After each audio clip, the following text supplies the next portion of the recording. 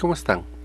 Vamos a ver en esta ocasión cómo creamos nuestras tablas de frecuencia agrupando datos cuando la variable es continua.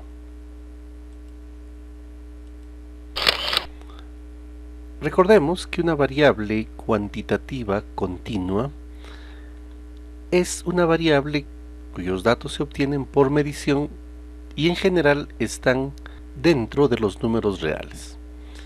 Adicionalmente a ello, podemos decir de que se encuentran en una escala de intervalo o de razón. En principio, debemos tener en cuenta de que no todos los datos se deben agrupar. La decisión de agrupar o no generalmente es empírica. En el caso de la variable continua, consideremos agrupar si la cantidad de datos es mayor que 15. Para llevar a cabo el agrupamiento debemos seguir los siguientes pasos. Obtener la amplitud o alcance de la distribución, que se representa como A. Calculamos el número de clases, que se representa como K, y la amplitud del intervalo, que lo representamos como C. La amplitud de la distribución la calculamos restando el valor máximo menos el valor mínimo. Para la cantidad de clases utilizaremos la regla de Sturges, que nos dice de que K, el número de clases, es igual a 1 más 3.32 por el logaritmo de n, siendo n la cantidad de datos que van a ser agrupados. Para la amplitud del intervalo dividimos la amplitud entre el número de clases. Veamos el siguiente ejemplo. Los datos siguientes pertenecen a 40 pacientes con diabetes del Hospital Univalle en el control de su hemoglobina. Los resultados se muestran en la tabla y vamos a construir nuestra tabla de frecuencias. Recordemos que la hemoglobina se obtiene por medición y bueno, los datos que tenemos tienen básicamente o están redondeados a un decimal. Para poder yo manipular mejor los datos y gestionarlos mejor, le voy a poner un nombre al rango, lo selecciono y aquí le voy a poner un nombre arbitrario. Por ejemplo, le voy a poner hemo, de hemoglobina. Esto me permitirá poder trabajar en cualquier otra hoja sin ningún inconveniente. En principio haremos el cálculo para poder construir nuestros intervalos de clase. Aquí vamos a calcular la amplitud. Y para la amplitud necesito el valor mínimo y el valor máximo. Para el valor mínimo utilizo la función min y como ya le puse nombre al conjunto de datos puedo ponerle min emo.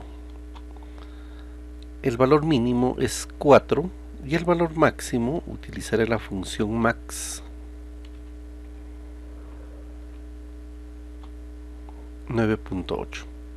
Entonces la amplitud, alcance o recorrido va a ser igual al 9.8 menos el 4. Tenemos una amplitud de 9.8. Este es un dato importante, el cual voy a remarcar.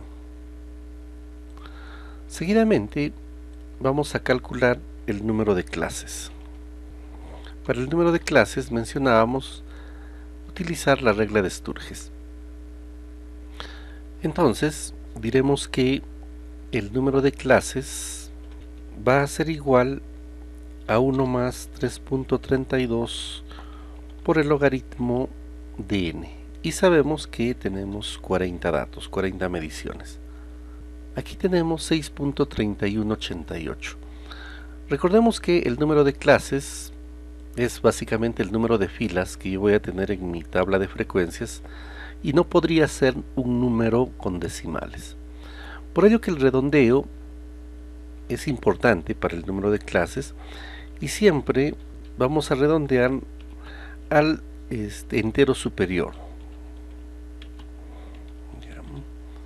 En este caso yo debo colocar como número de clase 7, redondearlo hacia arriba. Este es otro dato importante. Y el tercer dato importante para nosotros vendría siendo la amplitud del intervalo de clase, representado como C. Recordemos que para este caso el intervalo de clase se obtiene dividiendo simplemente A entre K. Entonces yo voy a dividir 5.8 entre 7. 5.8 entre 7 me dará 0.828571. Aquí la recomendación siempre es también redondear a los decimales de los datos. Mis datos tienen un solo decimal, ¿no? Entonces siempre, y es más, ¿no?, para que resulte conveniente, puesto de que yo voy a estar construyendo intervalos y al final me debe sobrar una pequeña fracción, entonces yo voy a redondear a 0.9, ¿de acuerdo? Redondear hacia arriba a un decimal porque yo tengo un solo decimal, pero redondearlo hacia arriba porque necesitaré una pequeña fracción de datos al final. Si no, me van a faltar valores con el cual hacer el conteo. Muy bien, teniendo ya el intervalo de clase, que vendría siendo el que va a generar nuestra tabla de frecuencias, construiremos por este lado a la tabla de frecuencias. Aquí en el encabezado, en general, le ponemos límite inferior y límite superior, iniciando en el valor mínimo, que para nosotros es 4. Yo le voy a poner aquí 4.0 porque es con un decimal y para darle consistencia, y aquí le voy a sumar al 4 el 0.9. tendríamos entonces un 4.9. ok, y abrimos el intervalo hacia la derecha. Luego el segundo intervalo estará compuesto por 4.9, repetimos el de arriba, y aquí tendríamos, a este le sumo el 0.9, y aquí tendríamos un 5.8. Aquí pongo el 5.8 y le sumaremos el 0.9, que vendría siendo el intervalo de clase. Aquí tendremos 6.7. Continúo. 6.7, 7.6, 7.6, 8.5, 8.5, 9.4, 9.4, 10.3. ok, tengamos en cuenta que este último valor tiene que ser necesariamente igual o mayor que el máximo. Igual o mayor que el máximo. Si es igual, me veré obligado a cerrar el intervalo, en el caso de que me saldría 9.8 igual, ¿no? Pero en el caso, como en que me salió mayor, debo abrir el intervalo con la finalidad de hacer el conteo hasta el último de los datos. Muy bien, ya tengo entonces construido mis intervalos. Obviamente coincide con los 7 que hemos calculado, 7 clases, y seguidamente calcularemos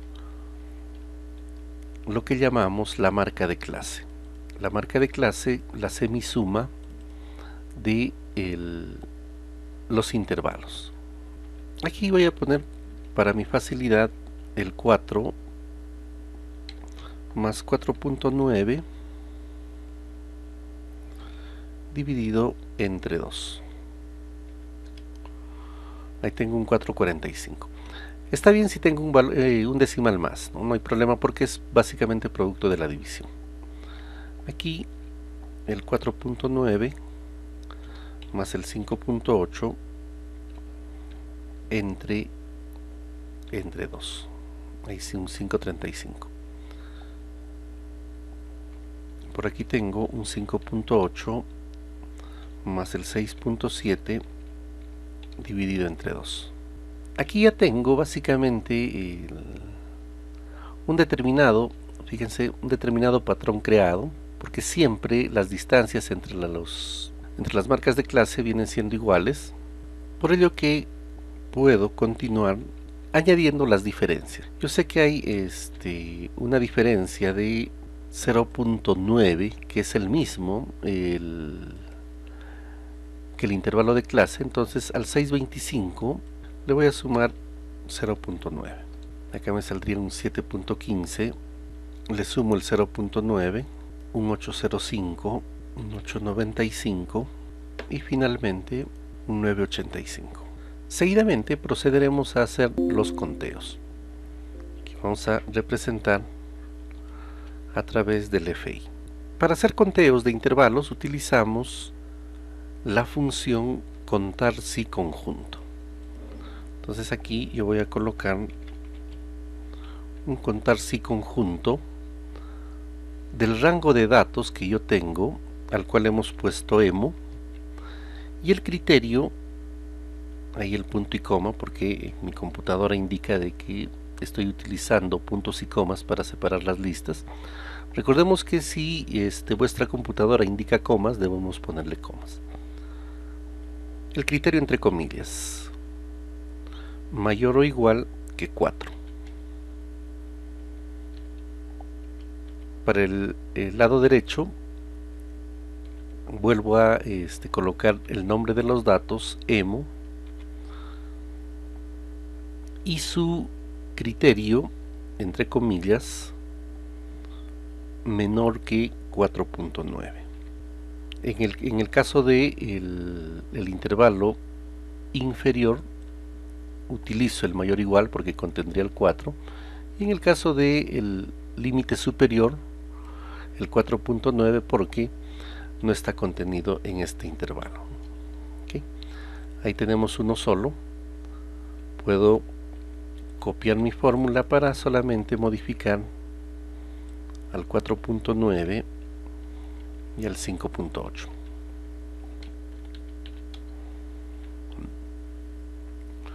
Ok. Aquí tendríamos el 5.8 hasta el 6.7, el 6.7 hasta el 7.6, el 7.6 hasta el 8.5,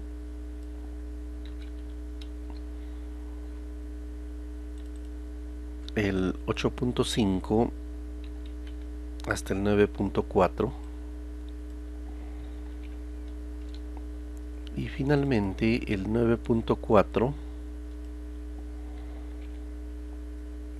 hasta el 10.3. Calculo el total con la sumatoria y tenemos los 40 datos que se han descrito inicialmente. Seguidamente voy a calcular la frecuencia acumulada, que vendría siendo similar ya a los casos anteriores. En el primero de ellos repetimos el 1 y luego sumaré el 1 más el 8, el 9 más el 14, 23 más 3 más 11 más 2 más 1.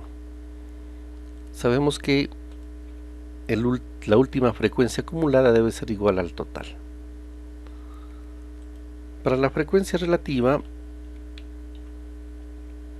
vamos a dividir cada frecuencia absoluta entre 40. Ok, ahí tengo 3 decimales, porque obviamente no tiene más, ¿no? El cálculo no tiene más decimales, y para estandarizarlos a todos les voy a poner 3 decimales, ¿no? Incluyendo el 0. Para ello utilizo un poco el icono que me permite mostrar u ocultar decimales. Si totalizamos la frecuencia relativa, siempre nos va a salir 1. La frecuencia relativa acumulada tendrá el mismo sentido, ¿no?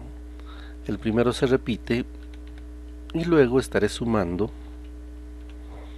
el 0.025 más el 0.200. Ahí tenemos 0.225 más 0.35 sería 0.575, etc. El último necesariamente nos debe salir 1. Esto indica de que todo está yendo de la forma correcta. La frecuencia relativa porcentual, o PI, también llamado PI, sería la misma frecuencia relativa,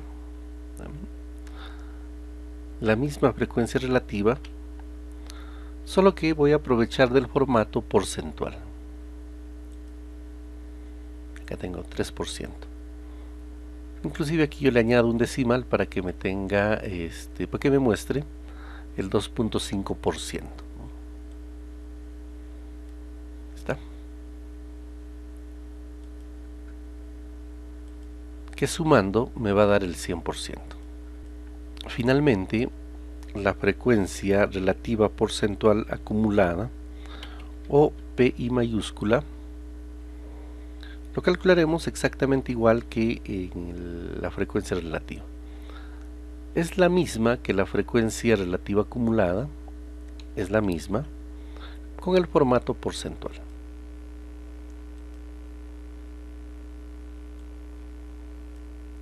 Ahí está. El que salga el 100% al final también nos indica que los valores son correctos. Muy bien, tenemos entonces culminada nuestra tabla de frecuencias con intervalos para la variable cuantitativa continua.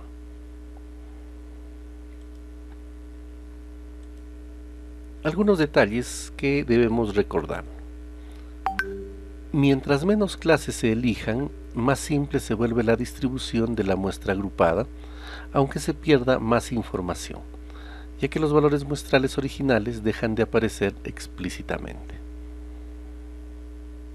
El agrupamiento debe efectuarse de modo que se eliminen solo los detalles esenciales. Todos los intervalos de clase deben tener la misma longitud, importante ese detalle, ¿no? Los intervalos de clase deben elegirse de modo que las marcas de clase correspondan a números simples. Si un valor muestral XJ coincide con el punto extremo común de dos intervalos de clase, entonces debemos considerar en el intervalo de clase que se extiende de XJ hacia la derecha. Básicamente nos indica de que se debe abrir el intervalo y en el siguiente considerarlo como un intervalo cerrado. Gracias por su atención y será hasta una próxima oportunidad.